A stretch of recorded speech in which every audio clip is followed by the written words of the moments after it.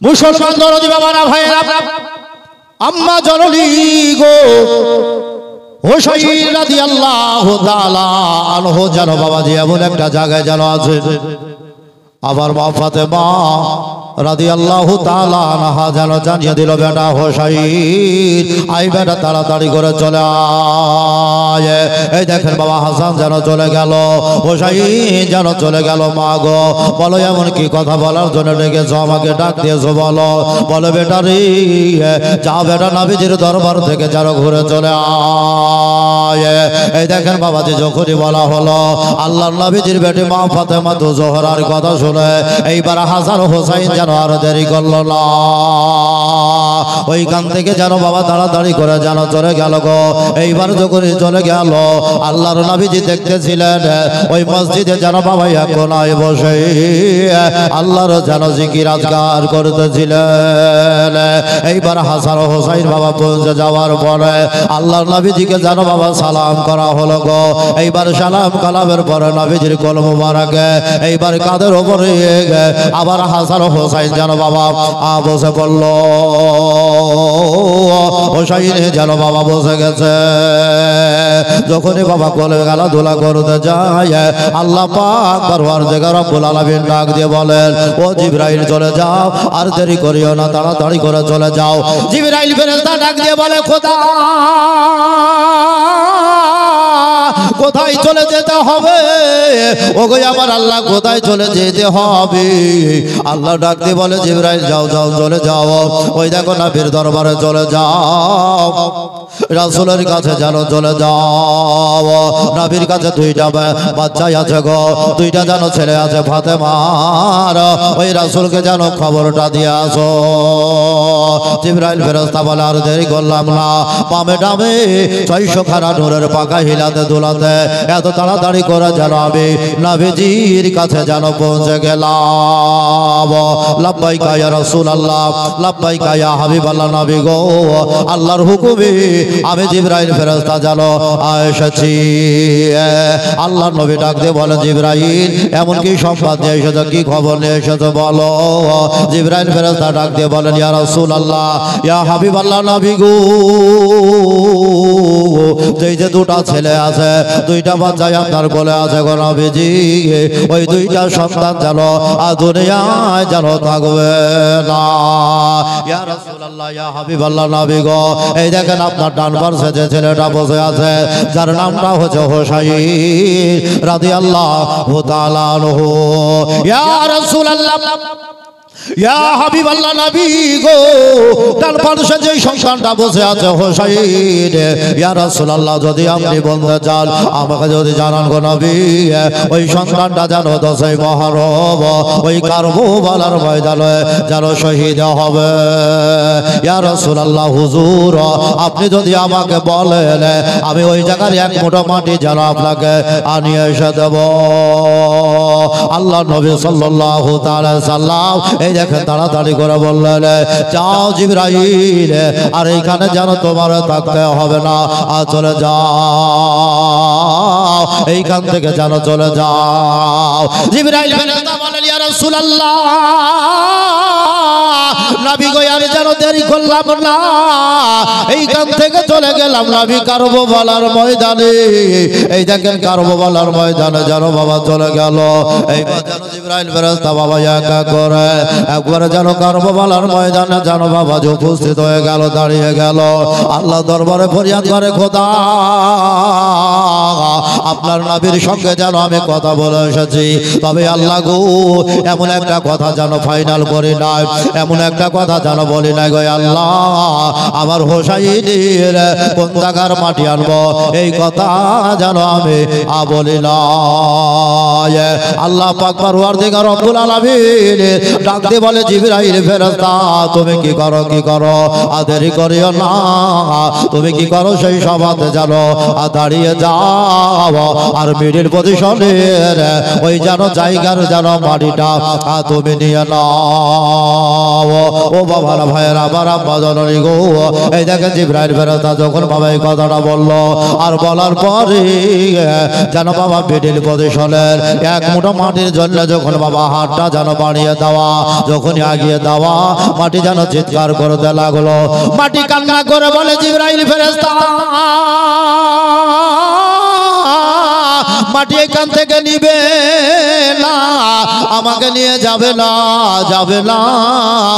আমাকে এই জায়গা থেকে নিয়ে যাবে না জিবরাইল ফেরেশতা ডাক দিয়ে বলেন মাটি রে কেন এই কথা বলো আমি যেন তোমাকে নবীজির দরবারে যেন নিয়ে চলে যাব নবীজির হুজরা মুবারকে যেন থাকবে কিসের জন্য যেন যেতে চাও না সেই সময় ডাক দিয়ে বলে মাটি যেন বলে জিবরাইল আমাকে এখান থেকে যেন কবর দ্বারা নিয়ে যাও না এই দেখেন বাবা জিবরাইল আর দেরি করলো না ডানা হাতটা যখন বাড়িয়ে দেওয়া এক মুঠো মাটি বাবা এমনকি বাবা কি করলো এক মুঠো মাটিকে নেওয়ার পরে আল্লাহ নবীজির দরবারে যেন চলে গেল যখনই বাবাজি চলে গেল গো ওই মাটিখানাকে আল্লাহ নবীজির কাছে যেন বাবা হাজির করে দেওয়া হলো আল্লাহর পয়গম্বর সেই সময় ওই মাটি ধুম গালাকে নিল এইবার বুকে চেপে ধরে ডাক দেয় আল্লাহ আজ যেন হোসাইন আবার কোলে খেলাধুলা করে এমন একটা টাইম চলে আসবে গো খোদা ও গো আমার রব ও গো আমার আল্লাহ আবার হোসাইন কারবালার ময়দানে শহীদ হয়ে যাবে এই দেখেন বাবা এরকম যেন বাবা বলছেন আমার হোসাইন সঙ্গে সঙ্গে যেন কোন থেকে নেমে গেল হাসান যেন নেমে গেল ইয়া রাসূলুল্লাহ ইয়া হাবিবাল্লাহ নবী গো আপনার কোল মোবারকে যেন বসেছিলাম গো নবীজি আমার মন বলে নবী আপনি হয়তো ব্যথা পেয়েছেন কষ্ট পেয়েছেন নবী এই কারণে যেন আপনি চোখের পানি জড়িয়ে কান্না করছেন আল্লাহর হাবিব বলে হোসাইন তোমরা কোনো ব্যথা দাও না বেদনা দাও না কোল থেকে নামিও না হোসাইন তোমাদের জন্য কান্না করি নাই হোসাইন যেন ডাক দিয়ে বলে নবী গো তবে কিসের জন্য কান্না করলেন একবার দয়া করে আপনি বলুন আল্লাহ নবী ডাক দিয়ে বলে হোসাইন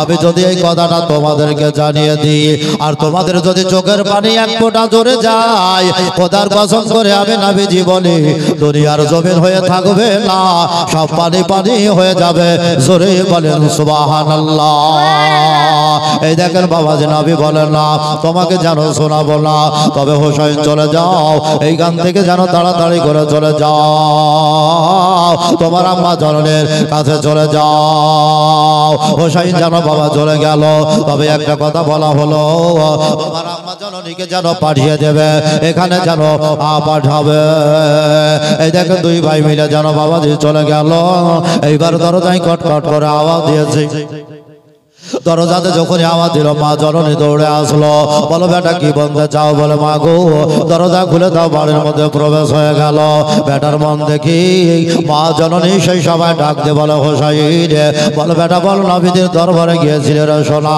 এমন কি হয়েছে একবার তো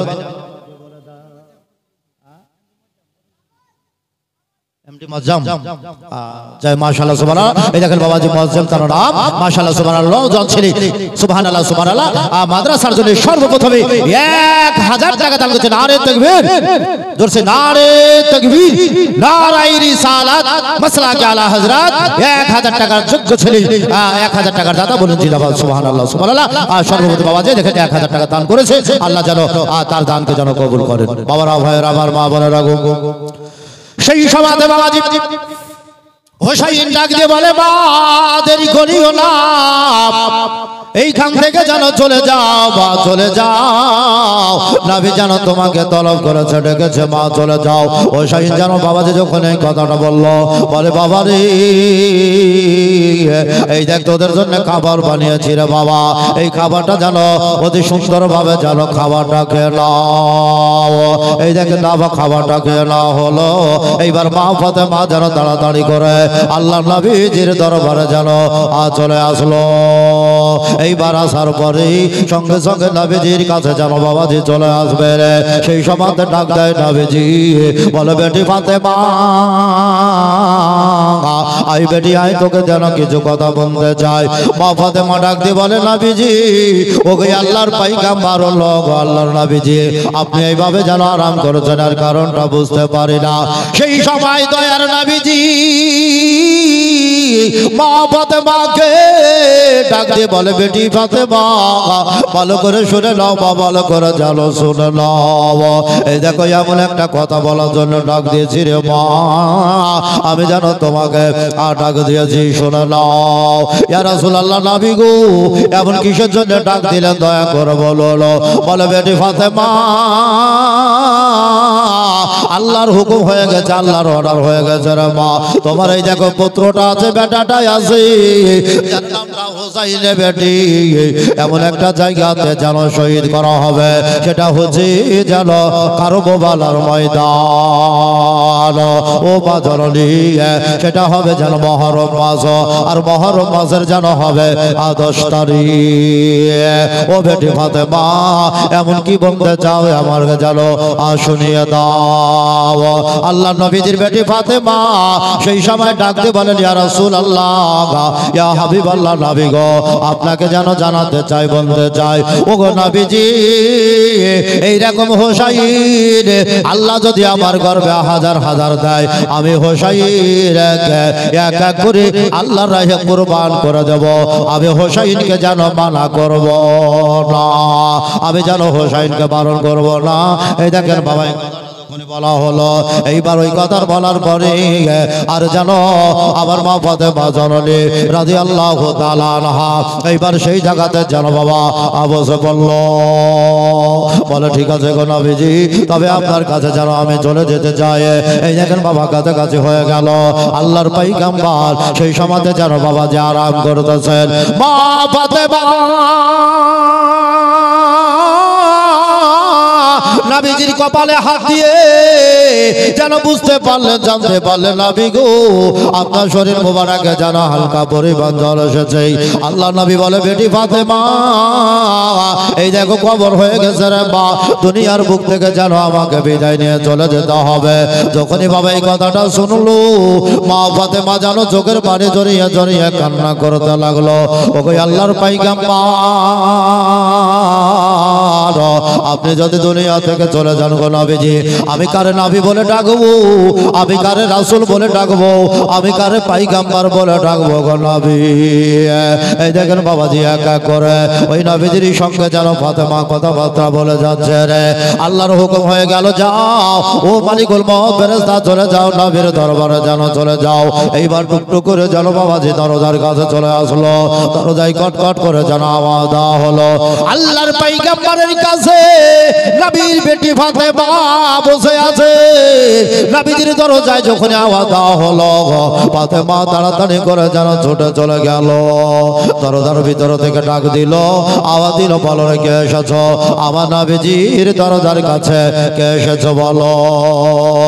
বাইরে থেকে আওয়াজ আসলো ফাতেমা আমি একা আরবি এসেছি আল্লাহ নবীজির সঙ্গে দেখা করার জন্য। ও ফাতেমা দরজা খানা খুলে দাও, ওই দরজা খানা খুলে দাও নবীর কাছে যাব। নবীর বেটি ফাতেমা বলে না না না দরজা খোলা হবে না, যে হোক না কেন দয়া করে ফিরে চলে যাও। নবীর শরীর মোবারকে হালকা পরিমাণ যেন জ্বর এসেছে, নবীর সঙ্গে যেন দেখা করা যাবে না, নবীর সঙ্গে সাক্ষাৎ হবে না। এই দেখেন সেই দিনকে যেন বাবাজি ফিরে চলে গেল গো। আবার দ্বিতীয় দিন যেন বাবা আওয়াজ দিল ফাতেমা আবার ছুটে ছুটে চলে গেল। আবার ডাক দিল কে এসেছে বলো। বলে ফাতেমা আমি ওই আরবে এসেছি, ওই গতকাল যে আরবে এসেছিল। বলে আজকে নবীর সঙ্গে দেখা হবে না, এইখান থেকে চলে যাও, এইখান থেকে ফিরে চলে যাও। এই দেখেন দ্বিতীয় দিন যেন বাবা যে চলে গেল। আবার দ্বিতীয় দিন যেন ডাক দিল, ওই তৃতীয় দিন আওয়াজ দিয়েছে আল্লাহ নবীজির বেটি ফাতেমা যেন বাবা ছুটে চলে আসলো। মা ফাতেমা ডাক দিয়ে বলে বলো আজকে দ্বিতীয় দিন নবীজি দরজায় কে এসেছো একবার জানিয়ে দাও। নবীজির দরজায় গিয়ে এসেছো বলে দাও। বলে ফাতেমা আজকে যেন তৃতীয় দিন হয়ে আরামে এসেছি। আল্লাহ নবীজি সামান্য পরিমাণ গরদান ফিরিয়ে ডাকতে বলে বেটি ফাতেমা আই বেটি আই ছুটে চলে আই মা চলে আয়। এই দেখেন নবীজির বেটি ফাতেমা যেন বাবা চলে আসলো। এইবার নবীজির পাশে যেন বসে পড়লো। আল্লাহ নবীজিকে ডাক দিয়ে বলে হুজুর ওগো দয়ার নবী রহমতের ভান্ডার নবী বললো আজকে তৃতীয় দিন ডাকলেন এর কারণটা আমি ফাতেমা বুঝতে পারলাম না। হুজুর কেন ডাকলেন বলেন? 2 দিন গেলাম আপনি ডাকলেন না, তবে আজকে তৃতীয় দিন কিসের জন্য ডাক দিয়েছেন হুজুর দয়া করে বলুন। সেই সময় আল্লাহর পয়গম্বর ডাক দিয়ে বলে বেটি রে ও ফাতেমা ভালো করে শুনে না রে মা, ওই যার সঙ্গে কথা বলছে তা দেখেছো বলো, এবং তোমার চেহারা সে দেখেছে কি বলো? ইয়া রাসূলুল্লাহ হুজুর আমার চেহারা যেন সে দেখে নাই আর আমিও যেন তারে দেখতে পাই না। আল্লাহর পয়গম্বর ডাক দিয়ে বলে ফাতেমা যেন খবরদার চেহারাটা তার দর্শন করবে না, তবে আজকে যেন ফিরে যাও। ওই ফাতেমা ফিরে যাও, আজকে আসার জন্য তারে অনুমতি দাও, আজকে যেন আসার জন্য পারমিশন দাও। যখন এইভাবে কথাটা বলা হলো সেই সময় ও বাবা এই দেখেন যেন চলে যাবে। নবীজি বলে দিলেন ফাতেমা সাবধান, এইখান থেকে যাবে, তবে দরজা খোলার আগে যেন তুমি পর্দা যেন বাবা করে নেবে, পর্দা করবে। আল্লাহ রাব্বুল আলামিন দ্বিতীয় পারা কোরআনের মধ্যে ঘোষণা করলেন, এলান করলেন নারীরে তোমরা পর্দায় থাকো। মুসলমান বাবারা ভাইয়েরা আম্মা জননীরা সেই সময়তে ফাতেমাকে ডাক দিল, ফাতেমা যাবে চলে যাবে, তবে পর্দাটা যেন তুমি করে নিবে রে মা। ওই পর্দার আড়ালে যেন দাঁড়িয়ে যাবে, তোমার চেহারা দর্শন করতে দেবে না, ওই তোমার চেহারাটা যেন দেখতে তার দেবে না। এই দেখেন একটা অতি সুন্দর করে যেন পর্দা করা হলো, ওই নেকড়া দিয়ে কাপড়া দিয়ে যেন বাবা পর্দা করে নিল। এইবার পর্দা করি ওই দরজার কাছে যেন চলে গেল। আরবি আছো না চলে গেছো একবার যেন আমাকে বলো। বাড়ি থেকে ডাক দেয় ফাতেমা যাই না, যতক্ষণ তোমার পারমিশন না পাবো, হুকুম না পাবো না পাবো যাবো না। মা ফাতেমা ডাক দিয়ে বলে আরবি রে আজকে রাসূল বলেছেন, আমার হাবিব বলেছেন আজকে যেন যাবে না, আজকে যেন তোমাকে ফিরে যেতে হবে না। নবীর সঙ্গে তোমার দেখা হবে, সাক্ষাৎ হবে রে আরবি, তবে একটা কথা শোনো ভালো করে। ওই কথাটা হচ্ছে আমি যেন একটা পর্দা করে নেব, আর পর্দা করে নেওয়ার পরে আমি যখন দরজা খুলে পর্দার আড়াল থেকে ডাক দেব তখনই যেন বাড়ির মধ্যে প্রবেশ হবে, নচেত আসবে না। বলে ঠিক আছে, তুমি যেটা বললে আমি আরবি সেটাই যেন মেনে নিলাম। এই দেখেন বাবা দরজা খুলে দেওয়া হলো। এইবার দরজা খুলে যেন পর্দার আড়ালে ফাতেমা দাঁড়িয়ে গেছেন। এইবার ফাতেমা পর্দার আড়াল থেকে যেন ডাক দিল আরবি চলে এসো। এইবার আরবি তাড়াতাড়ি করে নবীজির দরবারে চলে আসলো, আল্লাহর পয়গম্বরকে সালাম করলো। এই দেখেন বাবা সালাম কালাম হলো। দয়ার নবী রহমতের ভান্ডার নবীজি ডাক দিয়ে বলেন আরবি রে তুমি কি কাজের জন্য এসেছো বলো বলো। ইয়া রাসূলুল্লাহ ইয়া হাবিবাল্লাহ নবী গো আল্লাহর হুকুম হয়ে গেছে, অর্ডার হয়ে গেছে নবীজি, আপনার জানটা এই দেখেন কবুল করার জন্য আমি এসেছি। ভাবছি আর যেন বাবা দেরি করা হলো না। নবীজি ডাকতে বলে আরবি তোমার কাজ তুমি করে যাও, আর দেরি করতে হবে না, তোমার কাজ তুমি সম্পূর্ণ করে যাও। এই দেখেন বাবা কি করা হলো। এইবার মালিকুল মউত ফেরেশতা আল্লাহর নবীজির যেন বাবা জানটা কবজ করে নিল। সকলে পড়ি ইন্না লিল্লাহি ওয়া ইন্না ইলাইহি রাজিউন। এই দেখেন বাবা জানটা যেন কবজ হয়ে গেল। এক এক করে যেন বাবা আরবি যেন সকলে যেন চলে গেল, কেউ যেন আর যেন বাবা নবীর কাছে থাকলো না। এক এক করে অনেক সময় হয়ে গেল, টাইম চলে গেল। মা ফাতেমা পর্দার আড়ালে যেন বাবা একা একা আছে, মনে মনে চিন্তা করে, ওগো আমার আল্লাহ, ওগো আমার খোদা, আরবি নবীজির কাছে এসেছিল, এতক্ষণ পর্যন্ত কেন যায় না, চলে যায় না? আমি নবীজির কাছে যাব কেমন করে, কোন টাইমে আমি যাব বুঝতে পারি না। এক এক করে অনেক সময় চলে গেল, টাইম চলে গেল। আল্লাহ পয়গম্বরের কাছে, নবীজির কাছে মা ফাতেমা এইবারে যাওয়ার জন্য মনটা এত বাবাজি খারাপ হয়ে গেল। ফাতেমা বলে, আর যেন থাকতে পারলাম না। আমি সেই সময় যারা পরিমাণ ওই কাপড়াটাকে, পর্দাটাকে সরিয়ে আমি যেন দেখতেছিলাম আল্লাহর নবীজি একা একা ওই জায়গাতে যেন আছে। আমি ফাতেমা যেন আর দেরি করলাম না, ওই জায়গা থেকে আমি নবীজির কাছে যেন চলে আসলাম। আল্লাহর নবীজির কাছে এইবার দূর থেকে ফাতেমা ডাক দিয়ে বলেন, ইয়া রাসূলুল্লাহ, ইয়া হাবিবাল্লাহ, নবী গো, আরবি আপনার কাছ থেকে কখন চলে গেছে নবীজি? আপনি কেন আমাকে ডাকেন নাই? ইয়া রাসূলুল্লাহ, ইয়া হাবিবাল্লাহ, নবী গো, আপনার সঙ্গে আমার অনেক কথা যাত্রায় আছে গো নবীজি, আপনি কেন আমাকে একবার ডাক দিচ্ছেন না? দেখো 200 টাকা দান দিয়েছি। ও আমার বাবারা, ভাইরা, আম্মা জননী গো, এক এক করে বাবা আল্লাহ নবী সাল্লাল্লাহু আলাইহি সাল্লাম এই দেখেন বাবাজি কি করলেন, সেই জায়গাতে যেন বাবাজি থাকলেন। এইবার কি হলো, মা ফাতেমা যেন ডাক দিয়েছে দূর থেকে, হুজুর আপনার কাছ থেকে যেন জিবরাইল ফেরেশতা চলে গেছে, মিকাইল চলে গেছে, ইসরাফিল চলে গেছে, মালিকুল মউত ফেরেশতা জানখানাকে কবুজ করে চলে গেছে। নবীজি আপনি কেন আমাকে সাড়া দেন নাই, আপনি কেন আমাকে আওয়াজ দেন নাই? তবে ফাতেমা বুঝতে পারে না যে নবীর জানটা কবুজ হয়ে গেছে বাবাজি।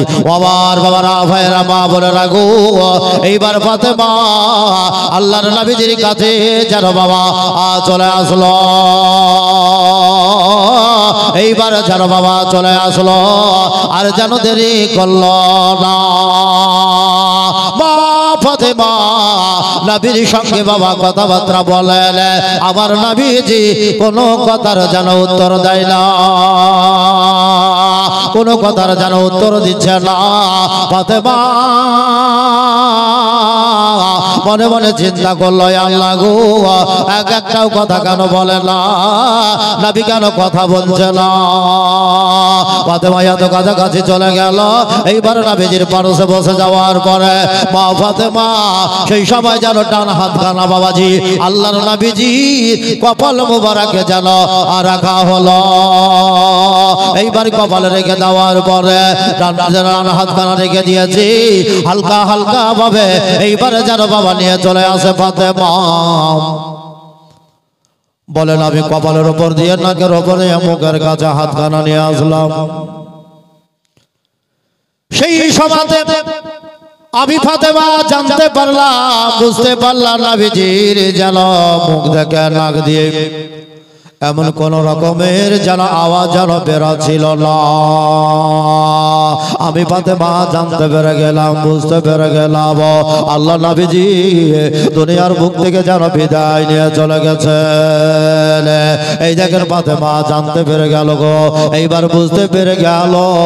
ফাতেমা বলে, আর যেন দেরি করলাম না। এইবার জমিনে এক এক করে যেন আমি পড়ে গেলাম, চোখের পানি ঝরিয়ে কান্না করলাম। আল্লাহ নবী ডাক দিয়ে বলেছিলেন, বেটি রে, ও বেটি ফাতেমা, আমি তোমার নবীজি জানিয়ে দিই, তোমার নবীজি জানিয়ে দিই বেটি ফাতেমা, আমি দুনিয়া থেকে চলে যাব রে মা, আমার 6 মাস পরে তোমার যেন ইন্তেকাল হবে। আল্লাহর নবীজির বেটি ফাতেমা সেই সময় বলে, নবী আমাকে বলে গেছে, বেটি তুমি জানো কান্না করবে না, কান্না করবে না। আমি নবীজিকে জানিয়েছিলাম, ইয়া রাসূলুল্লাহ, নবী গো, আমার ইন্তেকাল হয়ে যাবে, হুজুর আপনার ইন্তেকাল হবে। আল্লাহ নবীজি যদি আপনি আমাকে কোন জায়গায় দেখা হবে, নবী যদি জায়গাটার নামটা বলে দিন, সেই দিনকে আমার ডরতে অসুবিধা হবে না, কষ্ট হবে না। জোরে বলেন সুবহানাল্লাহ। এই দেখেন বাবারা, ভাইয়েরা, আরেকটা ছোট ছেলে যেন বাবা 100 টাকা দান করেছে। আর যোগ্য বাপে যোগ্য ছেলে ধরে হাতে ছিল, আর ছিল কিনা ছিল বাবা ধানে বোঝা গেল। সুবহানাল্লাহ সুবহানাল্লাহ। এই দেখেন বাবাজি আরেকজন যেন দান করেছে। মুসলমান বাবারা ভাইরা গো, দুনিয়া থেকে যেন আপনারা আমার যেন চলে যেতে হবে বাবা। আল্লাহর পয়গম্বর নবীজি দুনিয়া থেকে চলে গেছে। ফাতেমা ডাক দিয়ে বলে রাসূল এক এক করে যেন আমাকে জানিয়েছেন বেটি রে, আমাকে যেন জানিয়ে গেছে। নারে তাকবীর, নারে রিসালাত, মাসলাক আলা হযরত, বলুন জিন্দাবাদ সুবহানাল্লাহ সুবহানাল্লাহ।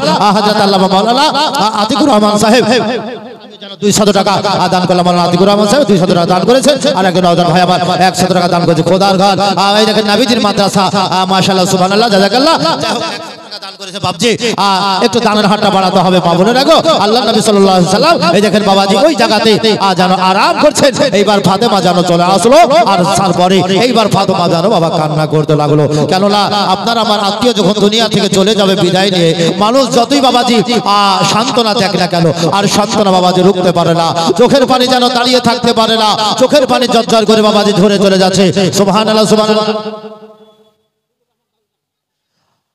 জুলুর রহমান সুবহানাল্লাহ সুবহানাল্লাহ। এই দেখেন আপনাদের মাদ্রাসার পুরাতন ক্যাশিয়ার সাহেব মাশাআল্লাহ বলেন মাওলানা আমি যেন 500 টাকা দান করেন। নারে তাকবীর, নারে রিসালাত, মাসলাক আলা হযরত। ক্যাশিয়ার সাহেব পুরাতন বলেন জিন্দাবাদ সুবহানাল্লাহ। রব্বুল আলামিন যেন তিনার দানকে যেন কবুল করেন, দানের বরকতে ফজিলতে সুবহানাল্লাহ, যেন তার আত্মীয় স্বজনের কবর আযাবকে ক্ষমা করেন। ও আমার বাবারা ভাইরা, আল্লাহর ঘর মসজিদ এবং নবীর যে মাদ্রাসা, মাদ্রাসার উন্নতি কল্পে আজকে এই পবিত্র জালসা বাবারা ভাইরা একটু ঝটপট করে যাওয়ার জন্য চেষ্টা করবেন।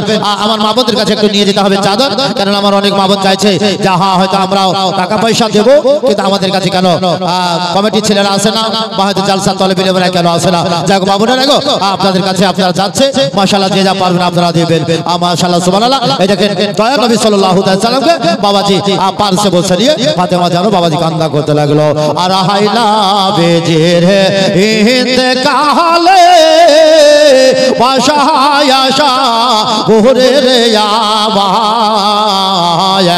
নবের ইন্তেকালে, হাইলা বেজের ইন্তেকালে বাশায়াশা ঘুরে রে আবায়, বাশায়াশা গরে হাসার কাঁদে হোসেন কাঁদে, লালা জানবো হলে কোথায় পাবো লালা জানাবা, বলো আবাই বলো হাইলা বেজের ইন্তেকালে বাশায়াশা ঘুরে রে আবার, বাশায়াশা ঘুরে মক্কা কাঁদে মদিনা কাঁদে, নাবি নাবি বলে গোয়াবার, নাবি নাবি বলে উম্মাত উম্মতি কেঁদে বলে, নাবি গেলে দুনিয়া ছেড়ে, নাবি চলে গেলে হাইলা বেজের ইন্তেকালে বাশায়াশা ঘুরে রে আবার, বাশায়াশা ঘুরে। ও আবার বাবা ভাইরা, ও গো আবার আব্বা জননীরা জানাতে চাই, বলতে চাই আল্লাহর পয়গম্বরকে নিয়ে বাবা যে এইবার ফাতেমা চোখের পানি কানা ধরিয়ে ধরিয়ে যেন কান্না করে যাচ্ছে গো। এইবার যেন কেঁদে